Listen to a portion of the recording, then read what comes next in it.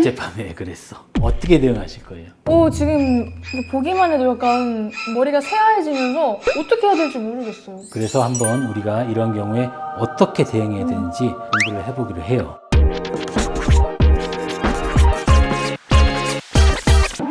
안녕하세요. 대륜쌤 원영일 변호사입니다. 오늘도 법률 클래스의 유일한 반장이자 학생 김민지 아나운서 모셨습니다. 네, 안녕하세요. 법률 클래스의 유일한 학생 김민지입니다. 오늘도 이 어려운 법 깔끔하고 재밌게 배워보도록 하겠습니다. 오늘 주제는 어떤 건가요?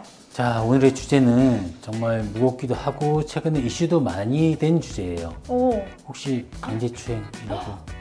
동탄 화장실 사건이 되게 예, 이슈가 맞습니다. 됐잖아요. 여자분이 추행이 있었다라고 주장했지만 추행이 없었고 혐의를 받아가지고 이제 억울하게 가서 조사를 예, 받고. 맞아요. 조사받는 과정에서도 굉장히 좀 강압적으로 수사를 받은 정황들이 나와서 피의자로서는 네, 억울하기도 하고 정말 하소연할 때도 없었을 것이고 맞아요. 이거는 정말 당해본 사람이 아니면 그 억울함을 누가 이해해 줄 수도 없는 그런 상황입니다. 그렇죠. 살면서 좀 제일 억울한 게 안 한 거를 안 했다고 증명할 수가 없는 게 제일 힘들잖아요. 예, 안 맞아요. 했으니까. 맞습니다. 이게 정말 어렵고 좀 힘든 것 같아요. 네, 그래서 오늘은 이렇게 억울하게 강제추행 혐의를 뒤집어 쓰게 됐을 때 과연 어떻게 대처를 해야 되는지 여기에 대해서 본격적으로 공부를 해보기로 해요. 네, 너무 좋습니다.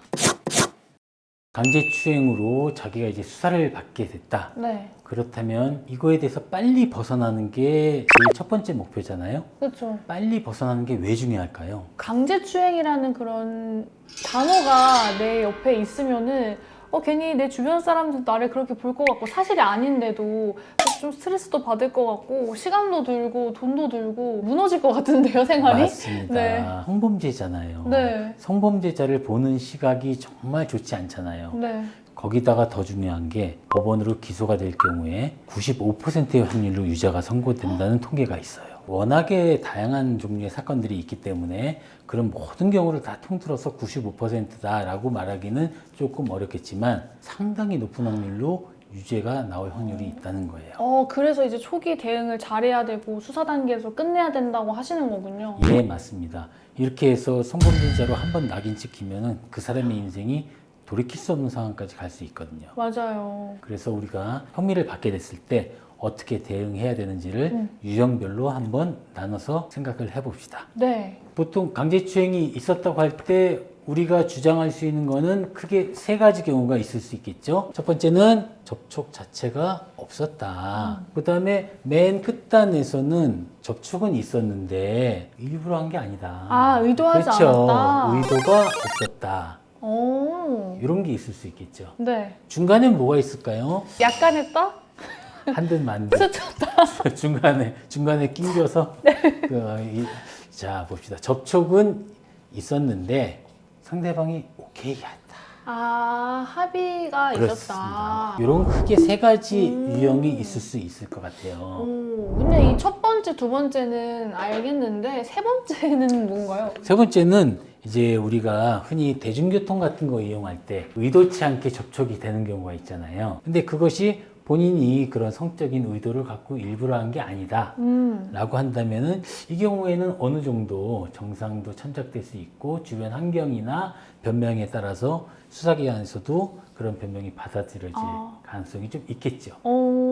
제일 문제가 되는 거는 이제 이런 사안이 제일 문제가 돼요. 상대방이 오케이를 했다. 그렇습니다. 요게 라고 좀- 본인은 주장하지만 상대방은 나는 오케이 한 적이 없다. 그럼 이 세 가지 중에 가장 많은 그런 혐의를 받는 사건들이 들이 대부분 2번의 번째. 경우가 제일 많은 케이스로 발생을 해요. 진짜 난감할 것 같아요. 난감하죠. 왜냐면 보통 상대방과의 그런 이야기는 둘만 알기 때문에 그걸 어떻게 막 입증할 수도 없고. 맞아요. 대부분 우리가 흔히 성범죄에서 나오는 정도의 신체 접촉이라면 네. 공개된 장소에서 하는 경우는 없잖아요. 그렇죠. 대부분 밀폐된 장소에서 둘만이 있는 공간에서 은밀하게 이루어지는 경우가 많단 말이죠. 네. 근데 그런 경우에 과연 접촉이 있었느냐 없었느냐, 그런 접촉이 있었을 경우에 상대방이 동의를 했느냐 안 했느냐를 입증한다는 건 정말 쉬운 일이 아니에요. 갑자기 네. 그 다음날 문자나 전화가 온 거예요. 뭐라고요? 어젯밤에 왜 그랬어? 자, 이런 전화나 문자를 받았을 때 아나운서님 어떻게 대응하실 거예요? 지금 보기만 해도 약간 머리가 새하얘지면서 어떻게 해야 될지 모르겠어요. 뭐 어떻게 해야 돼요? 자, 대부분의 경우가 네. 아나운서님하고 비슷한 경우일 거란 말이에요. 네. 이런 경우에 쉽게 대응해서는 나중에 굉장히 곤란한 상황을 맞이하실 수 있어요. 그래서 한번 우리가 이런 경우에 어떻게 대응해야 되는지 순차적으로 단계를 나눠서 한번 공부를 해보기로 해요. 네, 좋습니다. 네, 일단 첫 번째로 인정하는 것은 굉장히 좋지 않아요. 상대방이 그런 전화나 문자를 보냈다는 것은 증거를 수집하기 위한 단계일 가능성이 굉장히 높아요. 근데 보통은 자연스럽게 넘어가려고 그래 뭐 미안해 뭐 기분 풀어 이렇게 할 수 있잖아요. 맞아요. 특히나 이런 성범죄 같은 경우에는 아예 모르는 사람한테 당하는 경우는 거의 없어요. 네. 대부분이 친분이 있는 사람들과의 사이에 벌어지는 범죄일 가능성이 많거든요. 네. 이제 그런 경우기 때문에 오히려 사람들이 아이고 내가 잘못했어. 그래 너무 화내지 말고 이번 일은 그냥 넘어가자. 이런 식으로 좋게 해결하려고 하는데 네. 이렇게 함부로 대응했다가 나중에 수사기관이 아니 당신 다 인정한 거 아니냐. 아 사과를 했으니까 인정한 거 맞습니다. 아니냐. 그렇게 해서 수사 받을 때 굉장히 곤란한 처지에 처하게 되는 경우가 많아요. 정말 조심해야 될 네. 케이스입니다. 인정하지 않기. 예. 네. 그리고 구체적으로 진술하기예요. 구체적으로 진술하기. 예. 상대방과의 사이에서 그런 일을 했냐? 네. 라고 물어보잖아요. 그러면 100% 이런 식의 대답일 거예요.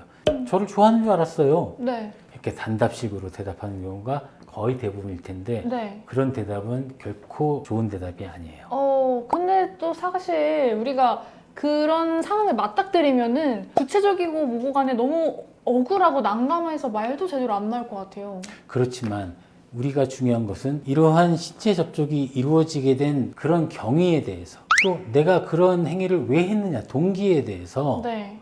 수사기관을 설득해야 되는 거예요. 따라서 아니 처음 같이 만났는데 나하고 얘기도 잘 통하고 네. 호흡이 굉장히 잘 맞았다. 그리고 내가 옆에서 가볍게 스킨십 정도를 했는데도 전혀 거부감이 없었고 오히려 좋아하면서 나하고 이런저런 농담도 많이 하고 굉장히 친해졌다고 나는 생각했다.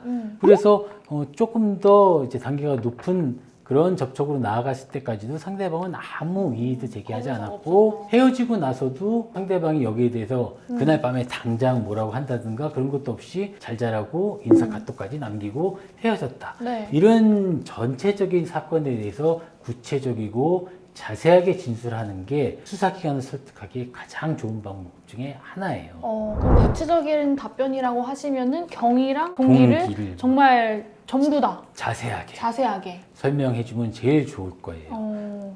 그러실 수 있으시겠어요? 집에서 한 10번 연습은 하고 가야 되지 않을까 싶은데요. 그래서 네. 이런 경우는 방금 말씀하신 대로 연습을 해봐야 돼요. 연습해야 될 것 같아요. 연습할 때 옆에서 도와주면 잘할 수 있겠죠. 너무 좋죠.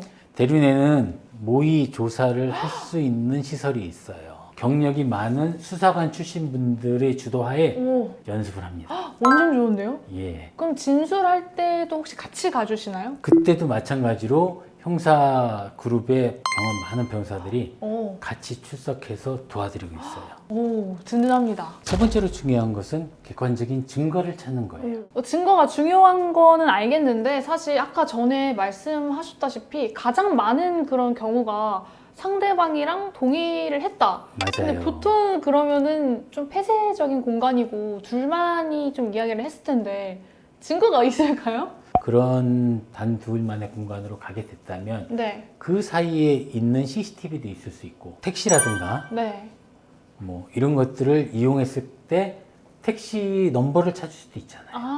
신용카드를 결제했을 때 택시 기사를 찾아서 당시에 두 명이 어떠한 상태로 택시를 타고 왔는지 확인할 수도 있고 네. 자기 핸드폰 안에 있는 증거들이 있을 수 있잖아요. 네. 근데 그런 것들은 본인의 성향에 따라서는 지워버리시는 분들도 있고 네. 기억을 못 하시는 분들도 있고 또 이메일 같은 경우는 PC에 넣어놓는 경우가 많은데 네. 그럼 그 이메일도 PC에서 삭제되는 경우도 상당수 있단 말이죠. 그런 것들을 다 대륜에서는 복구할 수 있는 포렌식 센터를 운영하고 있습니다. 저희가. 포렌식 예, 많이 들어보셨죠? 많이 들었죠. 예. 뭐 유명한 사건 사고에 항상 그 기사에는 포렌식이 맞습니다. 쓰였다라고 했는데 포렌식을 통해서 해결했던 사건이 있을까요?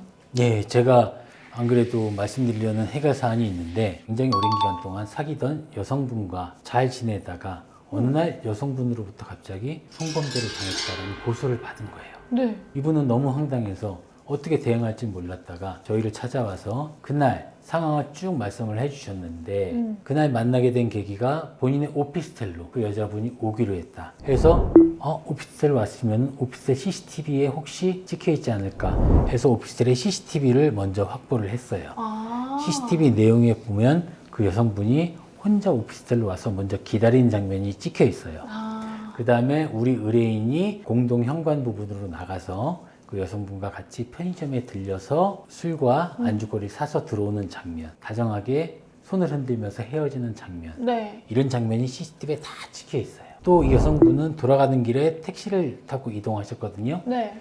택시 계산을 남성분이 준 신용카드로 결제를 했어요. 오. 그 다음에 택시에서 내려서 또 스타벅스를 가셔서 커피를 드실 때도 같은 신용카드로 결제를 했어요. 아. 그리고 와서 집에 도착한 다음에 카톡으로 잘 도착했어 라는 카톡 메시지를 남기고 본인의 셀카도 찍어서 보내주게 됩니다. 아. 이런 일련의 객관적인 증거들을 다 확보하고 네. 물론 그 당일의 행적뿐만이 아니라 그 이전에 둘 사이에 오고 갔던 카톡, 무슨 사진 다 저희가 복구해서 네. 첨부해서 수사기관에 제출해서 이런 증거들 하에 이루어진 진술을 어떻게 안 믿을 수 있겠어요? 그쵸. 당연히 이 의뢰인께서는 무혐의. 좋은 결과로 아. 불송치를 받아내셨습니다. 억울함이 좀 풀리셔서 정말 다행인 사건인 것 같아요. 예, 맞습니다. 본인도 어. 굉장히 만족해 하셨어요. 네.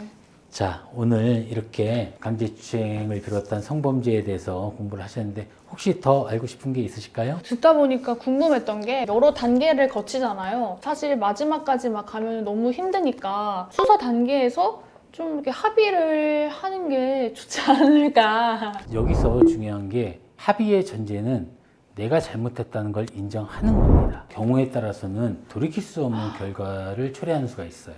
수사기관 입장에서는 합의한 거를 분명히 좋은 정황으로 판단하겠지만 그 전에 거꾸로 얘기하면 당신이 당신 죄를 다 인정하고 있구나. 그러니까 합의를 할 때도 합의가 미치는 좋은 영향 뒤에 있는 그런 나쁜 영향도 동시에 고려하셔야 되는 겁니다. 아, 그러면 좀 섣부르게 정말 내 선에서 끝내자라는 생각보다는 오히려 이런 혐의를 딱 받게 됐을 때 전문가를 만나서 이야기를 하고 사건을 검토하면서 합의를 하든 뭐 수사를 하든 하는 게 낫다는 말씀이시죠? 맞습니다. 인생에 있어서 정말 다시 맞아요. 겪어보지 않을 그런 큰 사건인데 본인의 판단만 믿고 이렇게 섣부르게 인정한다거나 합의한다거나 이런 것들은 정말 주의해야 될 사항이에요. 네. 자, 오늘 이렇게 어려운 강제추행에 대해서 공부하셨는데 어느 정도 이해가 되셨어요? 네, 오늘 되게 이제 억울하게 강제추행 혐의를 받았을 때 대처하는 방법에 대해서 알아봤잖아요.